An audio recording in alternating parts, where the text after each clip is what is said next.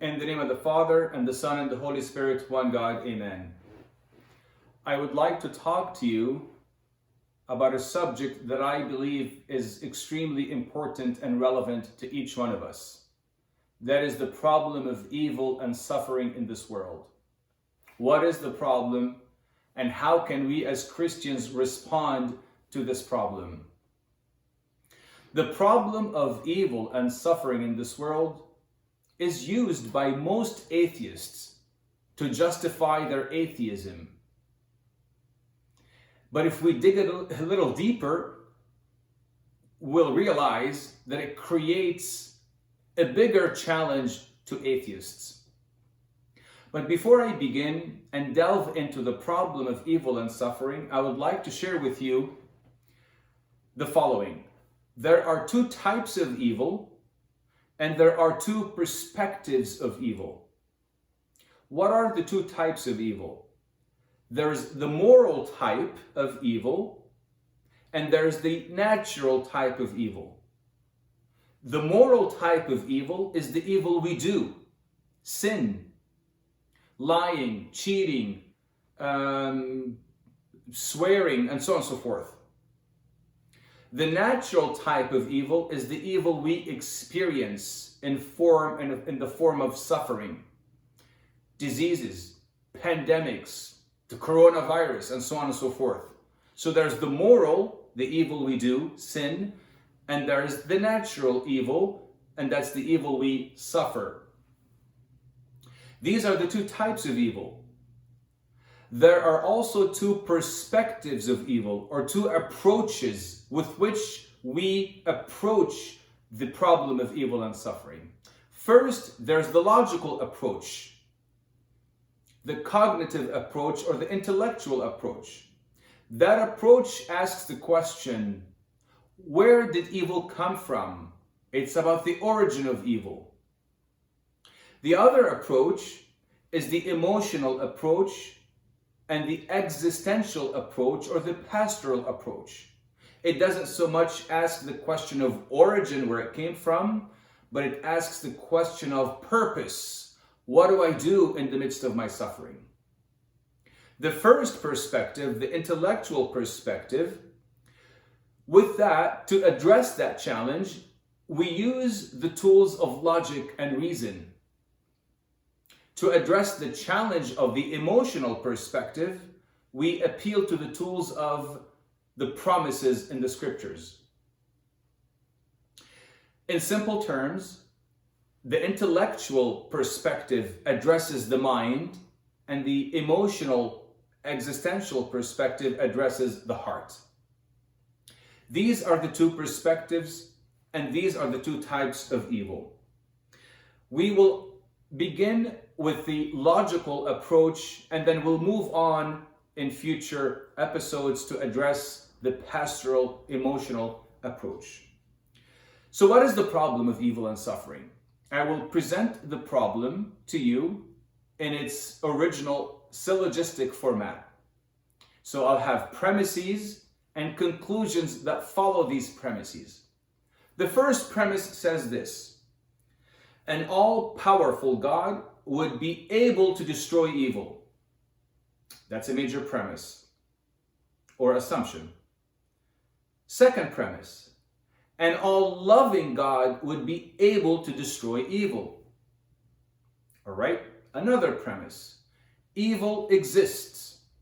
Conclusion: therefore, an all-powerful God or an all-loving God does not exist.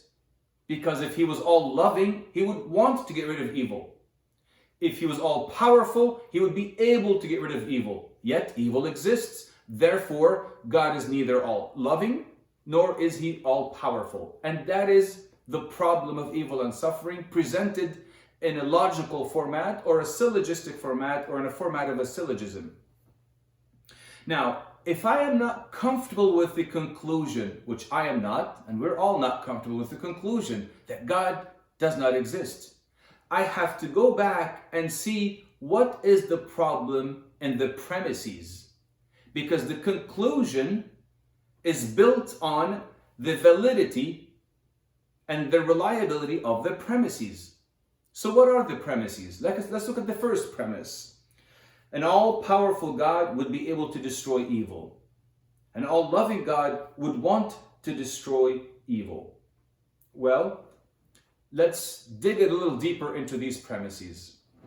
We know that an all-loving God gives us the gift of free will. We know that because love necessitates freedom in order to reciprocate this love back. An all-powerful God cannot give you something and then take it away from you. So that does not say anything about the all-powerful God we worship. He cannot give you something and take it back from you. In other words, God cannot do that which is logically contradicting. Can we say God can create a square circle? Of course not, because no such a thing exists. We don't have square circles. This is a logical impossibility. So God cannot do what is logically impossible. God created us as beings able to or capable to freely love Him. Because love and obedience on any other basis would not be love, would be compulsion, would be forced. But freely loving God also means freely not loving Him or ignoring Him. Let's see what the Christian author and apologist C.S. Lewis said to this point. He said, if you choose to say God can give a creature free will and at the same time withhold free will from it, you have not succeeded in saying anything about God. Meaningless combinations of words do not suddenly acquire meaning simply because we prefix to them the two other words, God can. In other words, I can't just say God can do whatever and expect that whatever to be true, because that whatever that is could also be a logical impossibility. What is that? He cannot give me something and take it back from me. That does not say much about the omnipotence of God or the all-powerful God. He cannot give me free will and take it back from me. A relationship demands love. Love on any other basis than freedom wouldn't be called love. It requires choice, not to be forced. So back to the syllogism. An all-loving God would want to get rid of evil. All right? True. But also an all-loving God would give me the freedom to do what I can do freely, in other words, to give that love back to Him. So He can't give me the freedom because He's all-loving and then take it back from me. So there's a problem in the premises. There's a problem with the assumptions in the premises. Therefore, the conclusion cannot follow naturally from the premises. And that's what I need to do. In order for me to test the validity of the premises, I check to see if they follow, or if they flow rather, to the conclusion that I am arriving at. All right. Another excerpt I'd like to share with you from Alvin Plantinga. He's a professor of philosophy at the University of Notre Dame. He said, now God can create free creatures, but He cannot cause or determine them to do only what is right. For if He does so, then they are not significantly free after all. To create creatures capable of moral good, He must create creatures capable of moral evil. So, without this possibility of turning our backs on God, we are no longer human beings. We are simply robots. And that is not the world God wished to create. As I said earlier, God wants to develop a relationship with him, and we can't have a relationship with a machine or a robot that is programmed to only do a certain thing. I'm reminded by the example of driving a car, for example. Driving a car. You drive recklessly, you get into an accident. You're free, however you want to drive. God forbid. When one gets into an accident, I seldom see him or her blame the automaker. They most likely blame the driver, because the driver was free to use the car however he or she wished. It is not the problem of the car that was given to him. It is the problem with how I abused or misused this car. Precisely like free will. It is not the problem of free will that was given to me, that's a gift. The problem here is that I misused and abused the gift that was given to me, free will, and I used it in the wrong way. St. Augustine says, "Such is the generosity of God's goodness, for he has not refrained from creating even that creature which he foreknew would not only sin, but remain in the will to sin. As a runaway horse is better than a stone which does not run away, because it lacks self-movement and sense perception, so the creature is more excellent which sins by free will than that which does not sin only because it has no free will." In other words, God knew with his foreknowledge that we will actually disobey and fall and sin. Yet he still decided to create us out of his love. Love on any other basis, as I said to you, wouldn't be called love. So let's just assume that God had options. That is not the case, because God is beyond time and immutable and timeless. But just for the sake of illustration,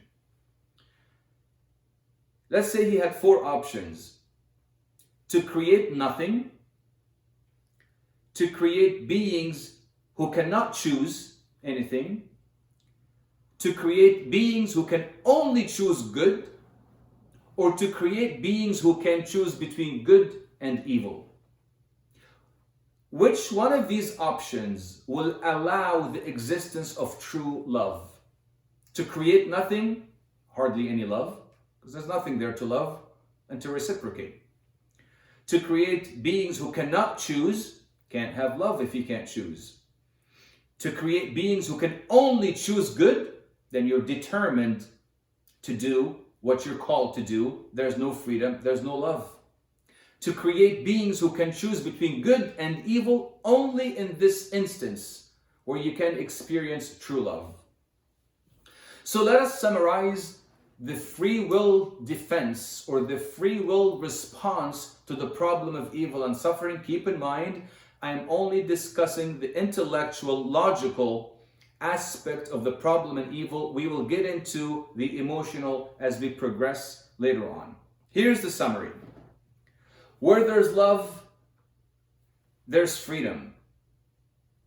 Love requires freedom. Where there's freedom, there's a choice. Because how can you be free if you can't choose? Freedom is meaningless if there's no choice. So where there's freedom, there's choice. Before that, where there's love, there's freedom. Where there's freedom, there's a choice. Where there's a choice, there's the possibility of evil. Where there's evil, there's the possibility of suffering. And this is how we summarize that problem of evil and suffering from a logical, intellectual perspective. I'll repeat that again. Where there's love, there's freedom. Where there's freedom, there's a choice. Where there's a choice, there's the possibility of evil. Where there is evil, there is the possibility of suffering. And that is the problem of evil and suffering addressed from a logical perspective.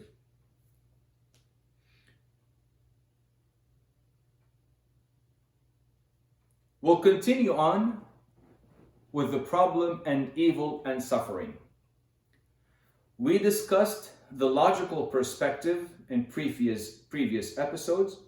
I would like to move on to another shade or another flavor of the problem of evil and suffering, also from a logical perspective. Some claim, some non-believers that is, claim that God created evil. And this is their syllogism or their argument. They say the following: God is the creator of everything.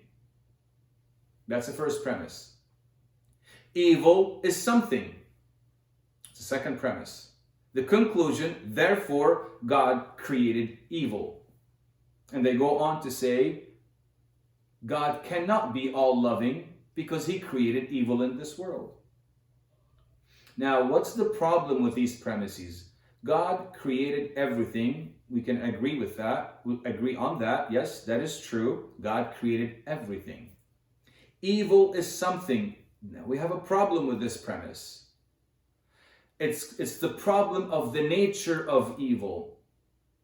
That's why there is a defense to the problem of evil and suffering called the nature of evil defense. The previous defense we discussed in previous episodes was the free will defense. This time we will discuss the nature of evil defense. Now, what is evil? Evil is not a thing. It doesn't have any ontological properties. Evil can only be defined as the loss of good. In other words, evil can only exist in relation to good. Because if there was no good, there wouldn't be any evil. Because evil, by definition, as I said, is the loss of good. It doesn't exist on its own merit. It has no nature in itself. Much like death. We cannot quantify the properties of death.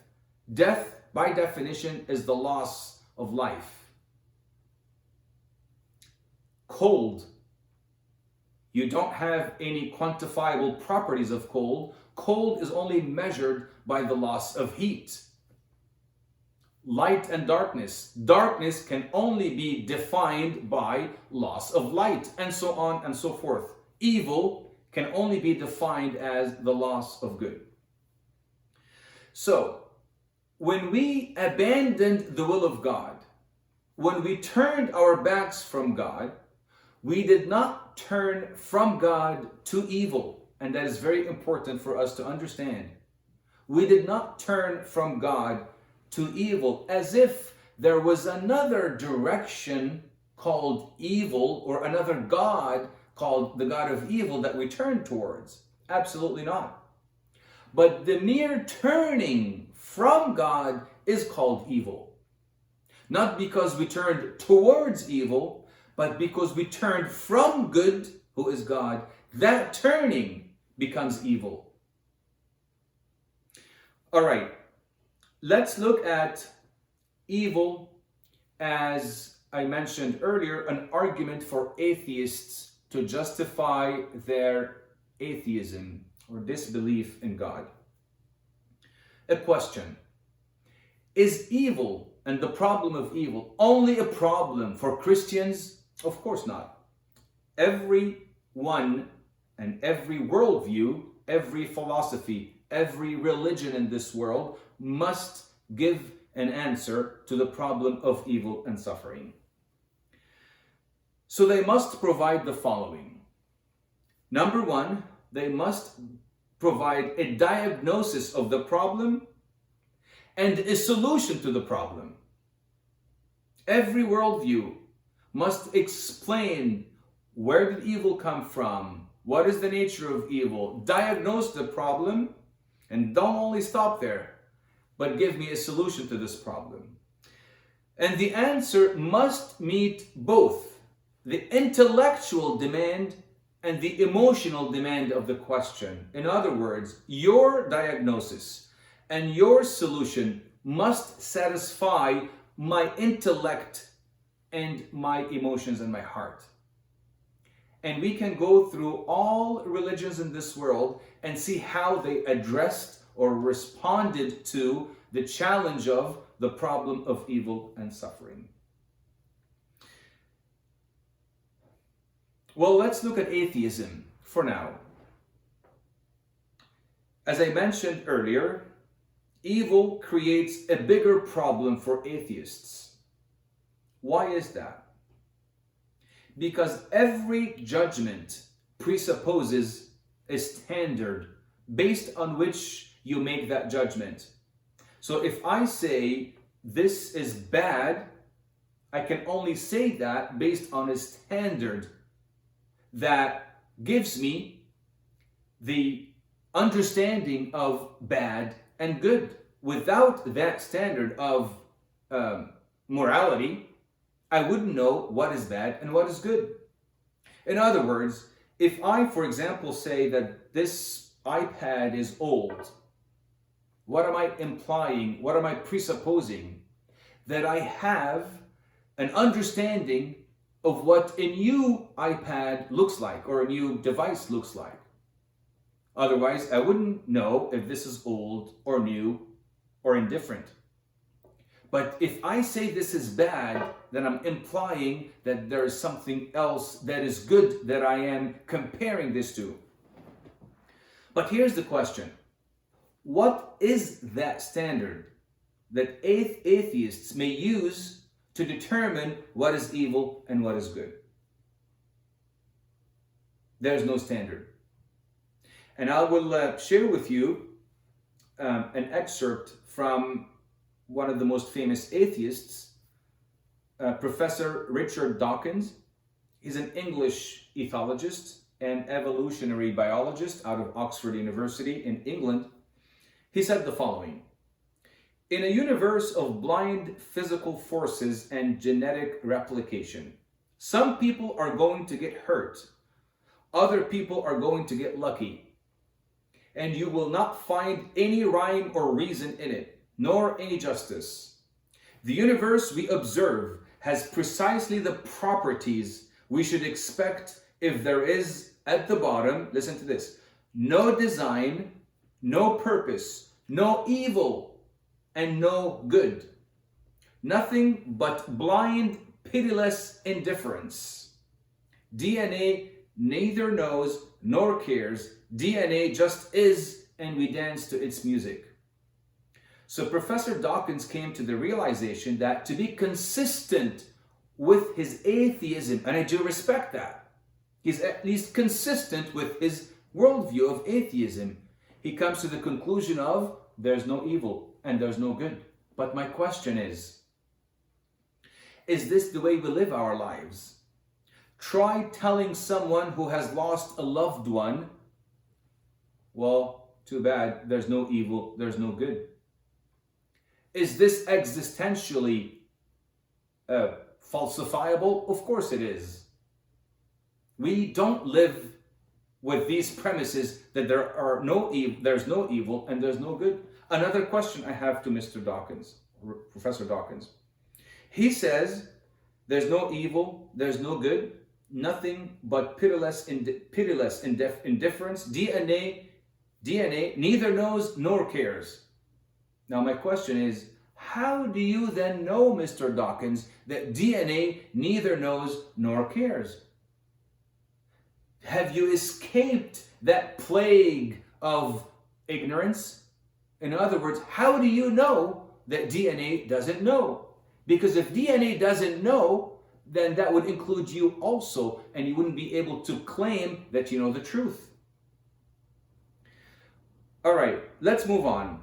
I have some questions for atheists that claim that the problem of evil and suffering has basically succeeded in proving that God doesn't exist.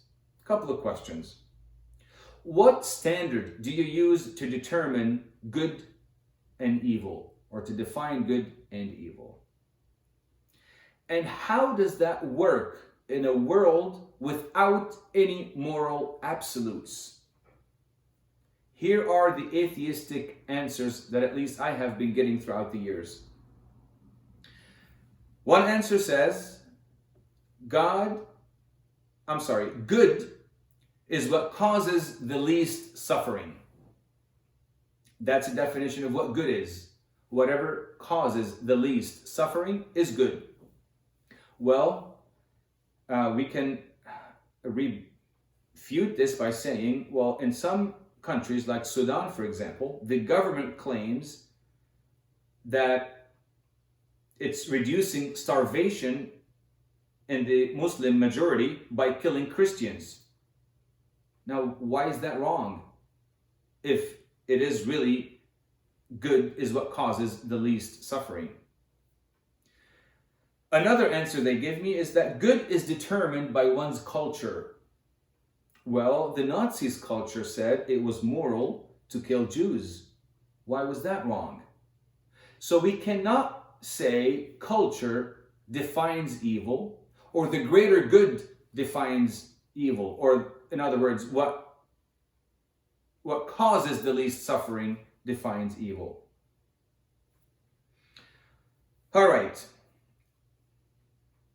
let's move on. When I ask atheists, personally speaking, I ask them, what is your response to the problem of evil and suffering? Some intellectuals would say there's no evil, like Professor Richard Dawkins. There's no evil, there's no suffering, it's an illusion of the mind. And some would say the following words: tough luck, too bad, it is what it is, that's life, and so on and so forth. In other words, you just have to accept what is going on, what has befallen you, as, you know, that's just life. Life is filled with evil and suffering. Now, my question to those who say it is what it is, or that's life, I would ask an existential question and say, when your world falls apart and when tragedy strikes, will you be turning to these responses to provide comfort and hope and peace in your heart? Hardly so. G.K. Chesterton, an English writer and philosopher and an apologist as well, he said the following: when belief in God becomes difficult, the tendency is to turn away from Him. But in heaven's name, to what?